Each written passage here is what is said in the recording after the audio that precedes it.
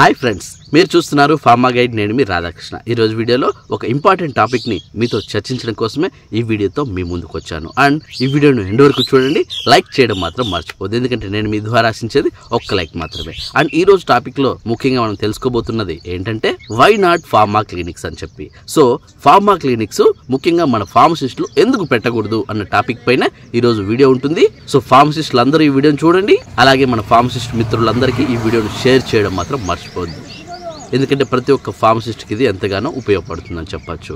And మంచి informative, ఖచ్చితంగా ఇది హెల్ప్ అవుతుంది. లైక్ చేయడం మాత్రం మర్చిపోవద్దు. ఇంకా మనం లేట్ చేయకుండా డైరెక్ట్ టాపిక్లోకి వెళ్ళిపోదాం. చూడండి ఫ్రెండ్స్, మీరు గమనించినట్లయితే ఇది వచ్చేసి why not pharma clinics. So ఫార్మసిస్టులు అందరూ ఫార్మా క్లినిక్స్ ఎందుకు పెట్టకూడదు అన్న విషయం పైనే ఈరోజు టాపిక్ ఉందని చెప్పచ్చు. ముఖ్యంగా మనం గమనించినట్లయితే సాధారణంగా ఎంబీబీఎస్ చదివిన వాళ్ళంతా అల్లోపతి క్లినిక్ పెట్టుకుంటున్నారు. ఇది అందరికీ తెలిసిన విషయమే, అందులో ఎలాంటి డౌట్ అక్కర్లేదు. ఖచ్చితంగా వాళ్ళు క్లినిక్స్ పెట్టుకుంటారు, హ్యాపీగా హాస్పిటల్స్ రన్ చేస్తూ ఉంటారు. అండ్ నెక్స్ట్ టాపిక్లోకి వెళ్ళిపోతే BAMS. ఈ BAMS చేసిన వాళ్ళు ఆయుర్వేద క్లినిక్ ను రన్ చేస్తున్నారనమాట. సో వాళ్ళది కూడా సేమ్ మన ఫార్మసీ లాగే 4 years కోర్సు ఉంటుంది. ఇన్ఫాక్ట్ 3.5 years ఉంటుంది. బట్ వాళ్ళు హ్యాపీగా ఆయుర్వేదిక్ క్లినిక్స్ పెట్టుకొని రన్ చేస్తున్నారు. ఎవరు?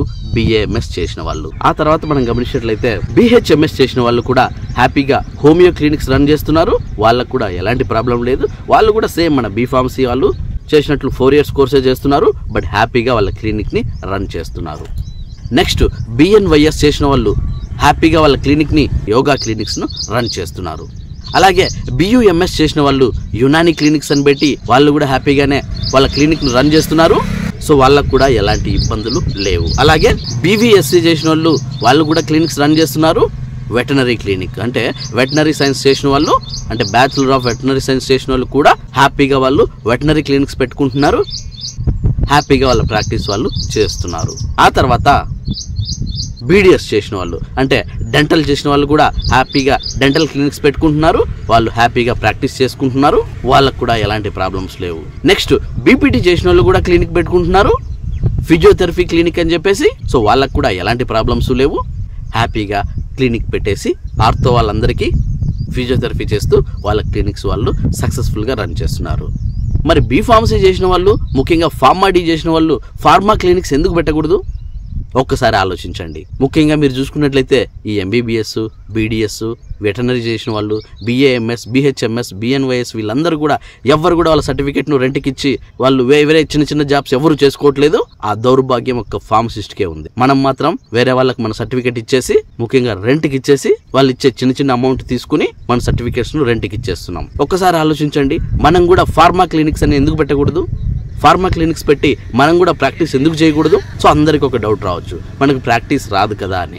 వెళ్ళండి హ్యాపీగా గవర్నమెంట్ హాస్పిటల్స్కి వెళ్ళండి. మీ స్టామినాని బట్టి, మీకున్న నాలెడ్జ్ని బట్టి, అంటే మీరు 3 monthsలో నేర్చుకోగలరా ఆ ప్రాక్టీస్ని, 6 monthsలో నేర్చుకోగలరా, లేదంటే 1 year పడుతుందా? హ్యాపీగా గవర్నమెంట్ హాస్పిటల్స్కి వెళ్ళండి. మీ నియర్ బై ఉండే గవర్నమెంట్ హాస్పిటల్, అది PHC కావచ్చు, CHC కావచ్చు, లేదంటే మీ డిస్టిక్లో ఉన్నటువంటి గవర్నమెంట్ హాస్పిటల్కి వెళ్ళండి. అక్కడ ప్రాక్టీస్ నేర్చుకోండి. డైలీ మేము ఫ్రీగా వచ్చి సర్వీస్ చేస్తామంటే ఎవరు కూడా మిమ్మల్ని ఆపేవారు ఉండరు. హ్యాపీగా అక్కడికి వెళ్ళి ప్రాక్టీస్ నేర్చుకోండి. ఇంజెక్షన్ వేయడాలు నేర్చుకోండి, డ్రెస్సింగ్ చేయడం నేర్చుకోండి, ఫస్ట్ ఎయిడ్ క్లినిక్ ఏ విధంగా చేయాలో నేర్చుకోండి. హ్యాపీగా వచ్చి ఫార్మా క్లినిక్స్ ఓపెన్ చేసుకోండి. మీ కాన్ఫిడెన్స్ వచ్చిన తర్వాత, అంటే చిన్న చిన్న డిసీజెస్ లైక్ దగ్గు, జలుబు, ఫీవరు, అలాగే ఇచ్చింగ్, వామిటింగ్, ఇలాంటి చిన్న చిన్న వాటికి అన్నిటికీ ఏ విధంగా ట్రీట్మెంట్ చేయాలో నేర్చుకోండి. హ్యాపీగా వచ్చేసి మీ ఫార్మా క్లినిక్ ఓపెన్ చేసుకోండి. మీకు కాన్ఫిడెన్స్ వచ్చిన తర్వాత మరి పెద్దవి అటెంప్ట్ చేసి, సర్జరీలు చేసి ఇలాంటి చేయమని నేను చెప్పను. చిన్న చిన్న ఫస్ట్ ఎయిడ్ క్లినిక్ పెట్టుకున్నా చాలు, మనము హ్యాపీగా సర్వైవ్ అయిపోవచ్చు. మీకు బాగా తెలిసే ఉంటుంది, మీ నియర్ బై ఉన్నటువంటి ప్రథమ చికిత్సా కేంద్రం అని పెట్టేసి, అంటే అర్హత లేని వాళ్ళు చాలా మంది పెట్టేసి వాళ్ళు ఏ విధంగా సంపాదిస్తున్నారు అవన్నీ మీకు తెలుసు. అంటే సరైన వైద్యం కూడా అందించక వాళ్ళు ఎంత సంపాదిస్తున్నారో తెలుసు. అదే మనము అదే ఫీల్డ్లో ఉన్నాం కాబట్టి, మనం ప్రాక్టీస్ అంతా నేర్చుకుని అక్కడికి వెళ్ళి చేస్తున్నాం కాబట్టి వాళ్ళకంటే ఎక్కువ సర్వీస్ని మనం అందించి మనం ఎందుకు సంపాదించకూడదు? సో ప్రతి ఒక్కరూ ఫార్మా క్లినిక్ పెట్టడానికి ట్రై చేయండి. మీకు ఇంకా ఏమైనా డౌట్స్ ఉంటే నన్ను అడగండి, నేను కూడా మీకు హెల్ప్ చేస్తాను. అసలు ఈ ప్రొసీజర్ ఏంటి, ఫార్మా క్లినిక్స్ ఏ విధంగా పెట్టాలి, దానికి ఏ విధంగా ప్రిపేర్ కావాలి, అవన్నీ నన్ను అడగండి. ఖచ్చితంగా నేను మీకు గైడెన్స్ ఇస్తాను. హ్యాపీగా మీరే మీ సొంత ఊర్లో, లేదంటే మీకున్నటువంటి నియర్ బై ఉన్నటువంటి టౌన్లో ఫస్ట్ ఎయిడ్ క్లినికే పెట్టండి, ప్రథమ చికిత్సా కేంద్రం అని పెట్టేసి, లేదంటే ఫార్మా క్లినిక్ అనే పెట్టండి. ధైర్యంగా మీ పేరు కింద మీరు బీఫామ్ అయితే బీఫామ్, ఎంఫామ్ అయితే ఎంఫామ్, ఫార్మడీ అయితే ఫార్మడీ అని మెన్షన్ చేయండి. మీ బోర్డులోనే అది మెన్షన్ చేసి హ్యాపీగా మీరు ప్రాక్టీస్ స్టార్ట్ చేయండి. రీసెంట్గానే తిరుపతిలో ఒక మీటింగ్కి అటెండ్ అయ్యాను. అక్కడ వాళ్ళు 2 డ్రగ్ ఇన్స్పెక్టర్ మేడమ్స్ వచ్చారు. వాళ్ళు రియాలిటీ చెప్తుంటే నిజంగా నాకు చాలా బాధ వేసింది.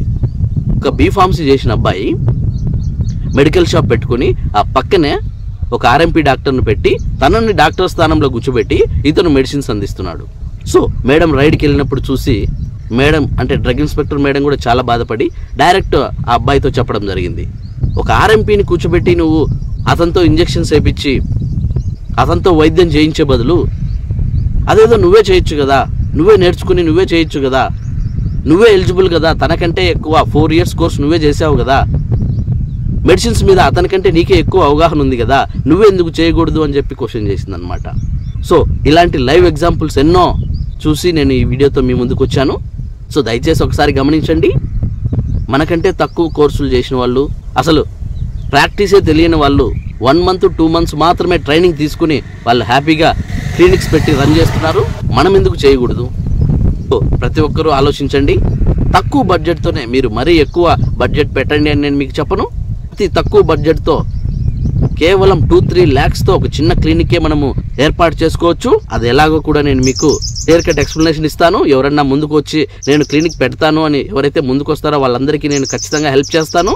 అండ్ వాళ్ళు ఏ విధంగా పెట్టాలి, ఎంత బడ్జెట్లో పెట్టాలి, అతి తక్కువ బడ్జెట్తో ఏ విధంగా రన్ చేయాలి అన్న విషయాన్ని నేను మీకు క్లియర్గా ఎక్స్ప్లెయిన్ చేస్తాను. మీకు ఏమైనా డౌట్ ఉంటే డైరెక్ట్ నన్ను అడిగేయచ్చు. కాల్ మీ 4 యాప్ ద్వారా అడగండి, ఖచ్చితంగా నేను మీకు హెల్ప్ చేస్తాను. కాల్ మీ 4 యాప్ ద్వారా ఏ విధంగా చేయాలి అన్న విషయం చాలా మందికి తెలిసే ఉంటుంది. ఒకవేళ తెలియకపోతే డైరెక్ట్ మీ మొబైల్లో ప్లే స్టోర్కి వెళ్ళండి. అక్కడ కాల్ మీ 4 అనే యాప్ ఉంటుంది. ఆ యాప్ మీరు డౌన్లోడ్ చేసుకుని సోర్స్ బాక్స్లోకి వెళ్ళి రాధాకృష్ణ 14818CM4 అని మీరు టైప్ చేసినట్లయితే డైరెక్ట్గా మీరు నాకు కాల్ చేసే ఆప్షన్ మీకు దొరుకుతుంది. చిన్న చిన్న డౌట్స్ ఉంటే కమెంట్ రూపాయన అడగండి. ఖచ్చితంగా నా గైడెన్స్ తాలూకు లెంత్ కోసం సైతేనే మీరు కాల్ మీ 4 యాప్ ద్వారా కాల్ చేయండి. ఎందుకంటే మీ టైంని అలాగే మీ మనీని వేస్ట్ చేసుకోవద్దు. ఇంట్రెస్ట్ ఉన్న వాళ్ళు ట్రై చేయండి. చూసారా ఫ్రెండ్స్, ఈ వీడియో మీ అందరికీ నచ్చిందని అనుకుంటున్నాను. లైక్ చేయడం మాత్రం మర్చిపోదు, ఎందుకంటే నేను మీ ద్వారా ఆశించేది ఒక్క లైక్ మాత్రం. అలాగే మీకు ఇంకా ఏమైనా డౌట్స్ ఉన్నా, క్వారీస్ ఉన్నా డైరెక్ట్గా కమెంట్ బాక్స్లో టైప్ చేయండి. వెంటనే నేను మీకు రిప్లై ఇస్తాను. అండ్ ఫస్ట్ మన ఛానల్ చూస్తున్నట్లయితే సబ్స్క్రైబ్ చేయండి. సబ్స్క్రైబ్ చేయగానే పనే పోలేదు గైస్, పక్కనే ఉన్న బెల్ ఐకాన్ని మీరు ప్రెస్ చేయడం ద్వారా నేను వీడియో పెట్టిన వెంటనే మీకు నోటిఫికేషన్స్ ద్వారా అలర్ట్స్ వస్తాయి. అలాగే మీకు ఇంకా ఏమైనా టాపిక్ గురించి వీడియో కావాలనుకుంటే పలానా టాపిక్ కావాలని చెప్పి కమెంట్ రూపాయన అడగండి. ఖచ్చితంగా దాని మీద నేను వీడియో చేయగలను. చూసారు కదా ఫ్రెండ్స్, మళ్ళీ నెక్స్ట్ వీడియోలో మరొక ఇంట్రెస్టింగ్ టాపిక్తో మళ్ళీ మీ ముందుకు వస్తాను. అందరూ ఒక సెలవు. Thank you for watching. జై హింద్.